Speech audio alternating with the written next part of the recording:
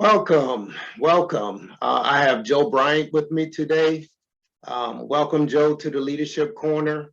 So Joe has been, he's a retired United States Marine veteran. He's a retired Veterans Administration facility manager, and he's also served in some combat overseas in Saudi Arabia and Iraq and also Kuwait. Iraq is probably the one that people remember the most, and it was your last tour. Can you tell us a little bit about what you did over in Iraq? Well, I did 3 tours over there, and I did a couple of different things. But mainly, and the most important one was that I worked with the Iraqi army, and my job with my team was to essentially train the Iraqi army, the logistic part of the army, to get them efficient and become self-sufficient. Okay, so when you said self-sufficient, you're talking about as far as their tactics, the way they move in combat? No, again, my lane was basically logistics, and my job was to train the Iraqi army to learn how to provide logistics to their army in order for them to be self-sufficient. So I had a team of roughly 30 individuals made up from the 4 different services from the US, along with I think there were about 9 or 10 different countries. So on our team, we had experts from the various services and the various countries that we got together and worked with the various of the Iraqi military to get them to provide logistics to that service. As I had the team for the logistics side, my job was to work directly with a 2-star Iraqi general. Okay, so, obviously being retired in the Marine Corps, and how long did you serve? 22 active duty years and 8 reserve years.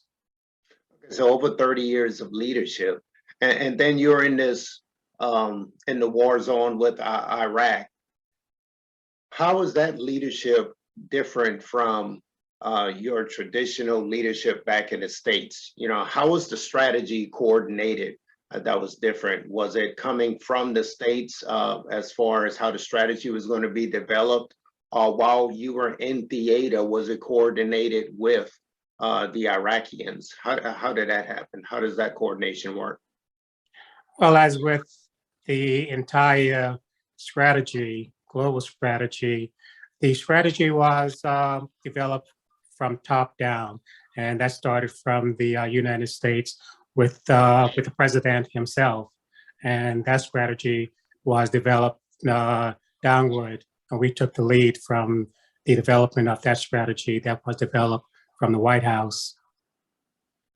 Okay, so the strategy comes down, and then you just kind of meet with the leaders of the Iraqi force and pretty much were the directive as far as here's how we're going to do this and how we're going to do that. They just didn't have any input at all.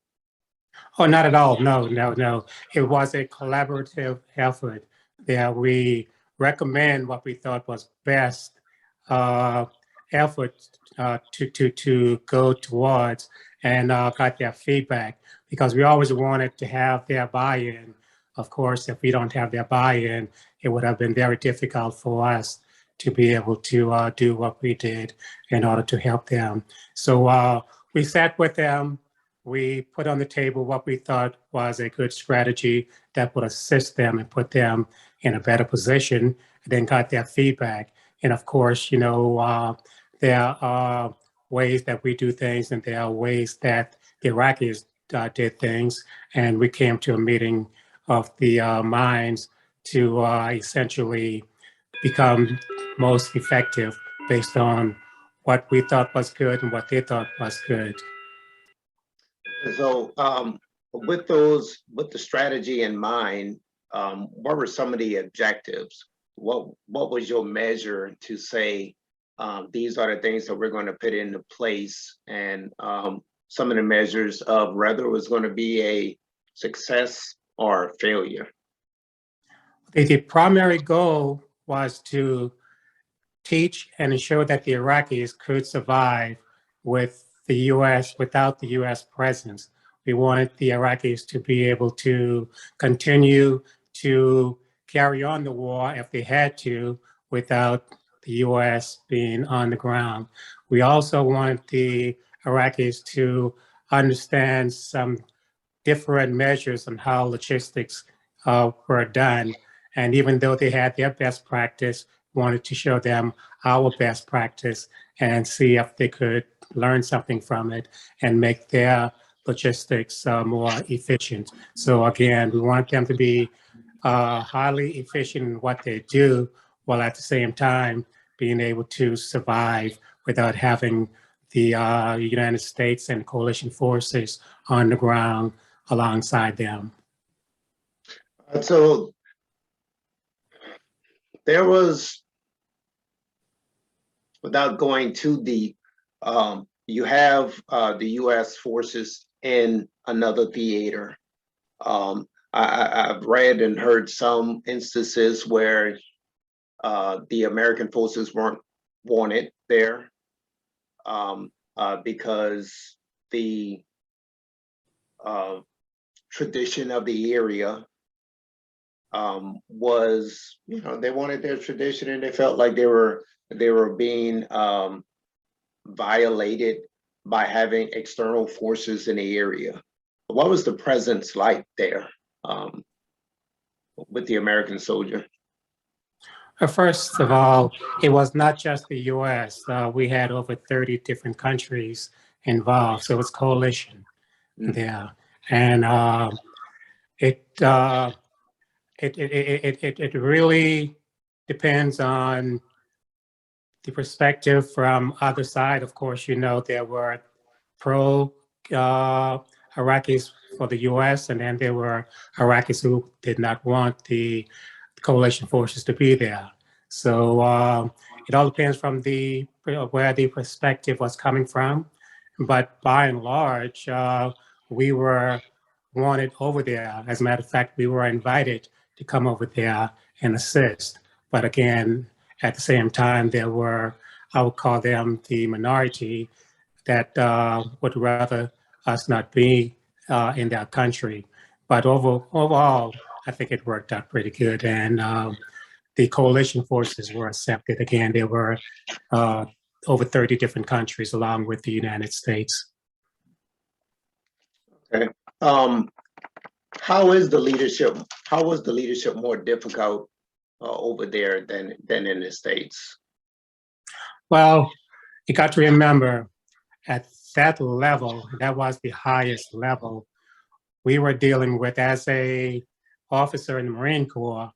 We were dealing with the other branches of the U.S. military services, along with over 30 different countries, military, and the Iraqi military. So leadership was totally different over there than one would expect in their normal day-to-day soul service type leadership.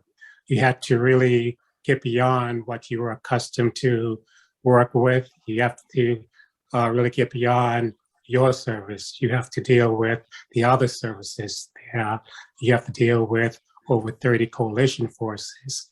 And in addition, most importantly, you had to deal with the Iraqis at the highest level. And then when you're dealing with other countries, and especially the Iraqis, the culture is totally different. It makes a big difference in how you go about with your leadership strategy. Yeah, so the way you described it, I kind of got this communication nightmare type of a picture, right?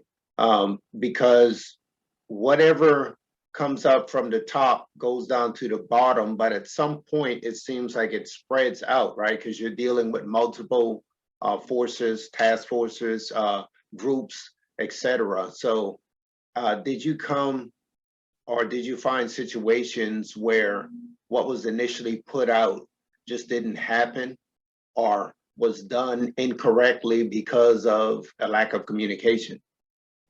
No, not at all. Not at all. Keep in mind, before going to war, we train hard, we train frequently. So we train with communication. So communication was never an issue because it was not something foreign. The reason why you train with other services in a non-war situation is to make certain that you have things like that uh, mastered. The reason why you train with coalition forces in a non-compact position is to ensure that you have things like that mastered. So communication was never a problem. And keep in mind too, when you have communication and it's coming top down, it just does not come from one person to the next person. You're familiar with CCs, so everybody's given a carbon copy of it, so everybody know exactly what the initial message is, and there's no possibility of having a misinterpretation of what is said or what is meant. Okay. Yep. Roger, the carbon copy.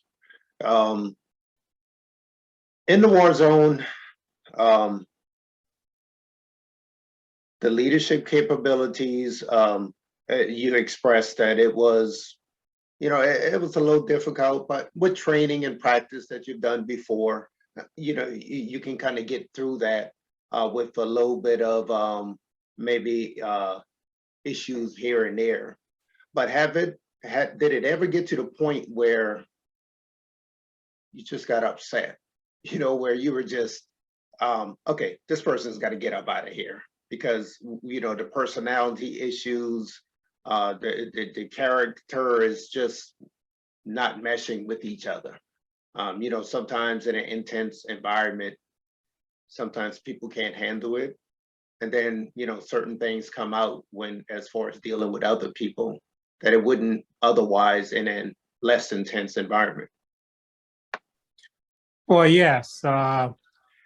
In an environment like that, that is when leadership must be at its best because you got to remember in a situation like that, you have individuals working 60 and 20 hours per day, oftentimes 7 days a week.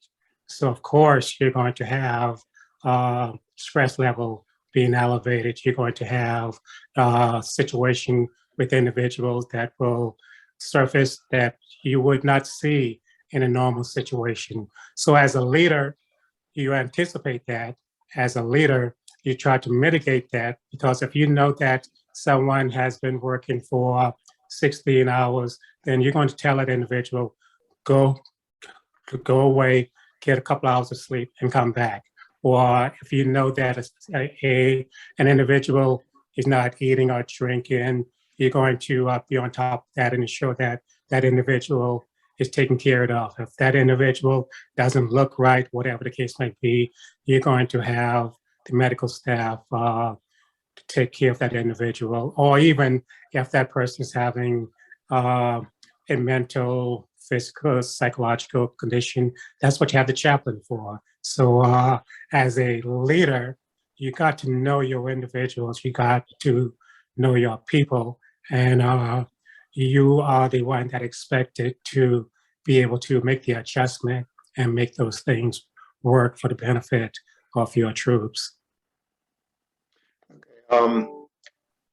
Just thinking about one thing, because I know you were over there also at sometimes with your son. Yeah. Right. So how does that play into the psyche, being there with your son or your only son? Right. Well, you got to understand that it's all a mentality, especially when you're in an environment like that. There's a different mentality than when you are back stateside in a non-combat environment.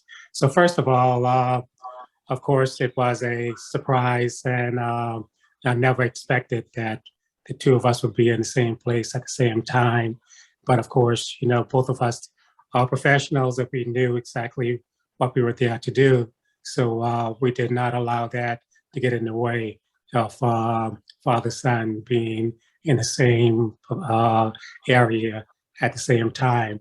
Of course, being human, you will you have those instincts and you have those concerns, but you cannot by no means allow that to get in the way of what your duties are. Well put, sir. Well put. Now, what are some of the greatest leadership attributes, or what do you feel that are some of the best leadership attributes to success? Well, the biggest one is knowing your people. If you have to know who you're working with, you got to know their strengths, their weaknesses, and you have to be able to deal with that because your job is to make them better based on their strengths and weaknesses. And what do you feel is the greatest leadership challenges? What was your greatest leadership challenge? The greatest leadership challenge, I believe, was under the most intense, stressful condition, still be able to maintain yourself, be level-headed, and still lead from the front. Okay, now, this question you don't have to answer, right? But being over in Iraq and the troops leaving, what was your what was your thought about it? When you say the troops leaving, what do you really mean? Because keep in mind, we have a rotation and we have troops coming in all the time on a weekly basis, coming and going. Okay. So if your answer is how do I feel when they leave? Yes. Then of course I'm happy to see them come and serve their tour of duty and go back home, especially if they're going back home whole, mentally, physically, etc.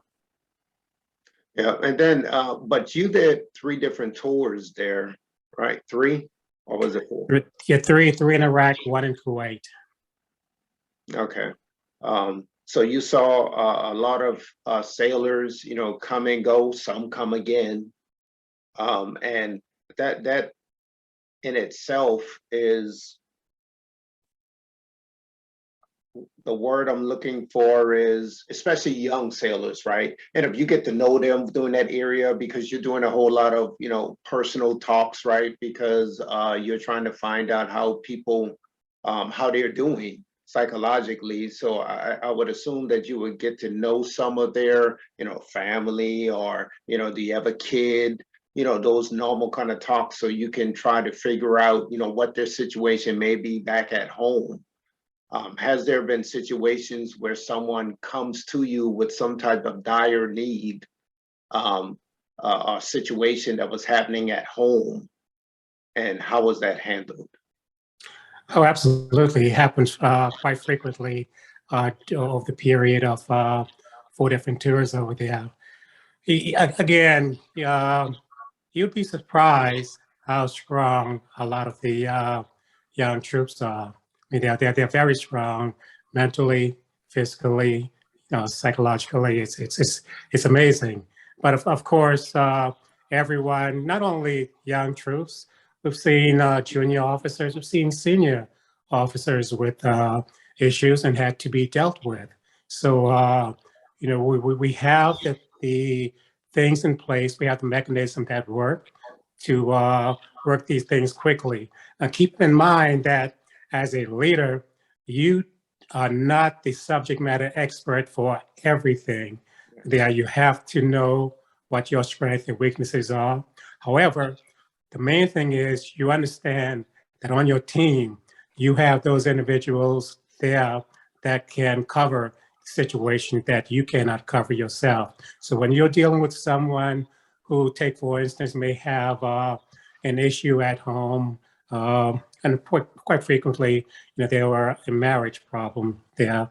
I fully understand that I am not the psych, the subject matter expert in that sense. So that's why we bring in the chaplain, and the chaplain does what he have to do, and he has his network of his toolbox. So when it gets beyond his means, he he exercises that and get that individual to the area that he needs to be in to solve that particular problem. Yeah. Um, Being deployed out to sea a couple of times. I remember one instance where you mentioned about, you know, the stressful situations, etc. And I remember one instance that kind of stood out when I kind of knew that, okay, I'm getting a little stressed out, because I think that was on I was getting cross-stacked. I got cross-stacked from one deployment to another, and I think I had like a few months in between. And my wife was coming up. She had already got a job, and she was coming to Norfolk. And then I got cross-decked. And I didn't even tell her for like a whole weekend. I was scared. I didn't know, you know, if the marriage was going to survive, because she was looking forward to it. And, you know, all the being a single mom, if you will, running Mia back and forth to daycare, which was like an hour drive one way, and then going to work and doing the same thing in the afternoon. So she had took on a good bit of pressure. And I was out there, and um, I felt like some work was being underperformed. And I'm normally a composed type person. And I just kind of snatched the paper out of the hand and like threw it on the floor, and it was like, this is unacceptable. You know, I'm tired of this, such and such. And I just went off.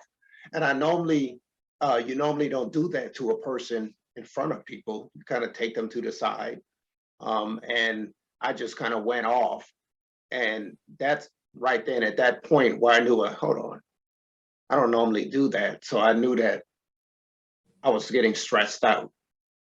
And I had to take a step back and kind of look at the situation, and see what happened. And then, you know, actually did a little soul searching in myself, to see why it happened. You know, because I had to go back to the sailor and actually sit down with them, and, you know, still talk to them.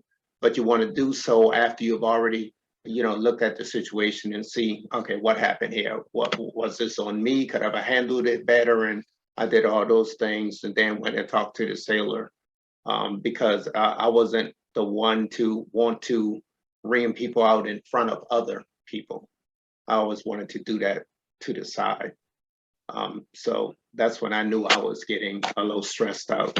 So I can imagine being in the theater, that happened a whole lot, and then people had to come back and kind of address it and square things away afterwards. And, you know, I also would imagine that people would kind of understand and let it blow off, and then come back and address it later. Yeah, and no. In a situation like that, especially when you are in a war zone, you got to minimize those kinds of things, and that's the reason why your leadership ability must be on its at its finest. And keep in mind, everything works as a team. It's not just incumbent upon you to make everything work. You cannot make everything work. No, that's why we have a structure. And that structure, you have the sergeant that takes care of the platoon. You know, you've got the gunnery sergeant that take care of the elevated level of the platoon or the company. You've got the first sergeant, you got your sergeant major. In your case, you know, your service, you have the chief that takes care of a lot of this stuff on overall on a higher level, and then your E9, I forgot what they are called, but you know, they roam, they roam the area, and they watch individual, and they have a feel for the situation. They have a feel for the environment, and these guys are good. Once you have done enough time, you have that sixth sense that you know you can sense the environment. You know if that environment is not right, if that environment is about to explode, you've got to be able to be in front of that. Reacting to it, yeah, it helps, but that's not the best kind of leadership. You got to be able to be proactive and get in the front of these things and stay in front of these things. Those are the units that will do best when you're always proactive. Yeah. Hey, thank you, Joe. Hey, as we were going through it, being quite studious, I was taking some notes to kind of summarize some of the leadership characters that you kind of mentioned as you were going through this conversation. One of them, we talked about the buy-in. We talked about having the Iraqi troops buy in of the system. So you involved them into it so they could feel like they're a part of it too. And, like any company, corporation, whatever your vision or mission is, you have to have the buy-in, right? Because you want people to feel like they're a part of it as well. You talked about the collaboration as far as everyone was involved. You mentioned like over 30 different groups, task forces, et cetera, being involved in that mission. So collaboration is a great key. As a leader, you can't stand alone. It has to be collaboration to get the best product or to get the best outcome possible. Leadership for the majority. I think you mentioned how you're always going to have some of the rare people or a small percentage that's not going to follow, or they're going to have something different, a different view, and may not be a part of that buy-in. And that's normal because I think leadership is serving the majority most of the time, because you're not going to get 100% buy-in from everyone. Stressful situations. Obviously, you mentioned that being overseas, that stressful situation it's a whole lot different from your everyday military life in the States, or even a leader in the company, et cetera, right? I've always thought that you never know who you really are until you're put in real uncomfortable situations. And that's when you really find out who you are. So that definitely matches that situation. And obviously the way you eloquently put leadership descriptions and mention the different components of it. Your 3 and 4 tours overseas, you've gained the experience and also brought the experience there. You talked about staying professional as a leader and also mentioning knowing your strengths and weaknesses.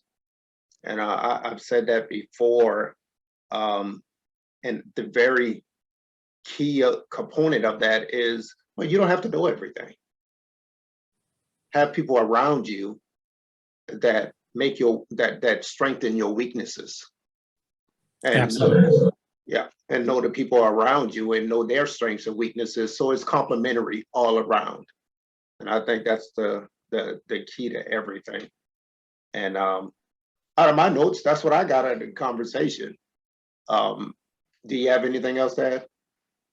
No, I think it was a great conversation. I enjoyed it. Yeah, it's greatly appreciated for you taking your time to come here too. And hey, once again, I appreciate your time.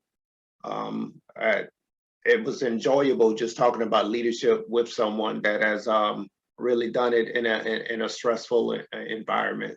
So it was my pleasure, and it's our viewers' pleasure. So once again, thank you. And thank you everyone for joining in.